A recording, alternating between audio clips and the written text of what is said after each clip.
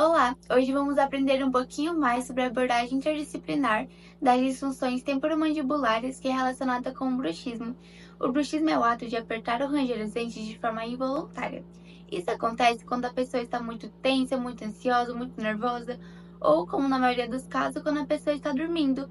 O bruxismo pode impactar tanto na saúde bucal da pessoa quanto na saúde mental dela. Um dos sintomas bem frequentes do bruxismo é a dor de cabeça, que é causada por conta dos movimentos excessivos dos músculos. Para o tratamento, a forma mais eficaz é a plaquinha de bruxismo. Em casos mais severos, contamos com a ajuda de médicos especializados, como psicólogos e psiquiatras.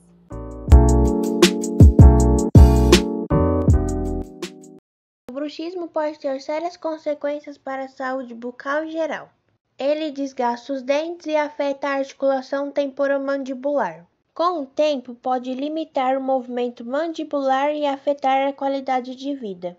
Em casos mais graves, pode ocorrer alteração da aparência facial e pode prejudicar a mastigação adequada. O tratamento para o bruxismo mais utilizado são as placas oclusais.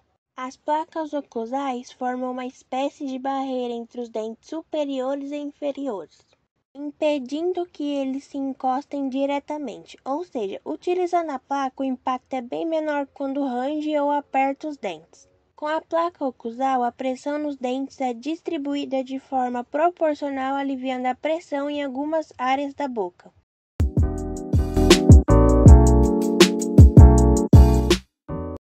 As placas oclusais são feitas com dois tipos de materiais, sendo eles acrílico ou silicone. A placa é feita sob medida para ter o formato correto da arcada dentária, fazendo com que fique confortável e facilitando o processo durante o tratamento. As placas de acrílico possuem superfície lisa, o que dá liberdade para movimentar a mandíbula. Ou seja, ao tentar ranger, os dentes deslizarão, não permitindo que causem conflitos.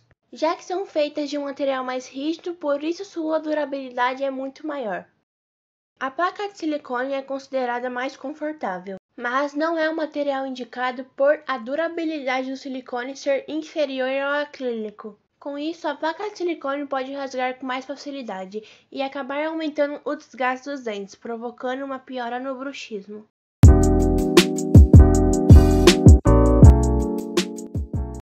Para dar início à confecção da placa, o dentista deverá tirar um molde da boca do paciente com um scanner, assim obtendo um arquivo da arcada dentária totalmente digital.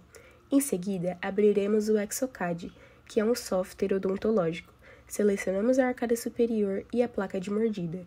Então será escolhida a impressão 3D, que corresponde ao PMMA, sendo o nome técnico para o acrílico. Para desenvolver o desenho da placa, é necessário definir o eixo de inserção e os pontos de alívio do modelo. Não é recomendado ter retenções nos incisivos, pois pode acontecer deles quebrarem. No próximo passo, é necessário determinar o tamanho da placa e traçar várias linhas para que possam ser alinhadas ao tamanho adequado.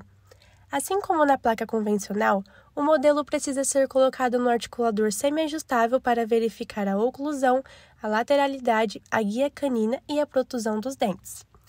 Em seguida, é preciso dar o ponto de contato, deixando todas as cúspides inferiores aparentes na cera para suavizar as contradições, de modo que apenas as pontas das cúspides fiquem visíveis. Quando o programa exibe as cores roxa e vermelha, isso indica que a cera está ultrapassando o limite dos dentes inferiores. Após a correção, o programa exibe a cor azul escuro, que é a cor ideal para a placa. Com todos os pontos de contato aparentes, procede-se para a guia canina. Ao realizar a lateralidade, adiciona-se mais material em direção ao canino inferior e repete esse processo do outro lado. Na protusão, o material será adicionado nos incisivos. E para finalizar, suaviza-se ainda mais a região vestibular da boca do paciente.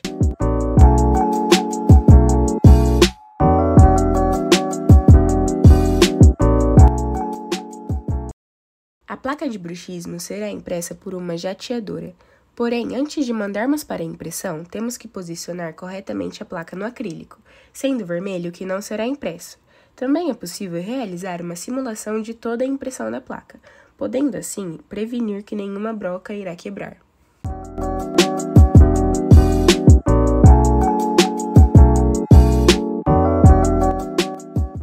Após 2h30, a placa está pronta.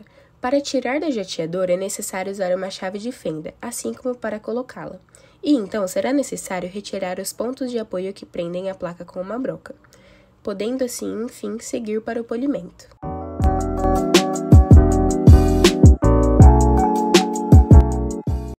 O polimento da placa de bruxismo é essencial para garantir conforto e prevenir lesões na boca, aplicando a pasta de polimento na placa com um pincel ou disco.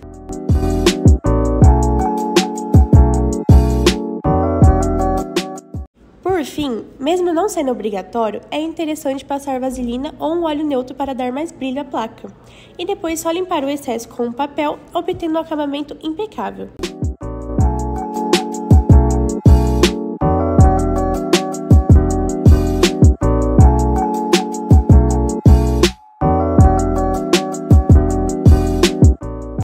Com isso, concluímos que a placa de bruxismo é uma forma eficaz de tratar o problema, mas é importante que dentistas, especialistas em sono e psicólogos trabalhem juntos para oferecer um tratamento completo e personalizado.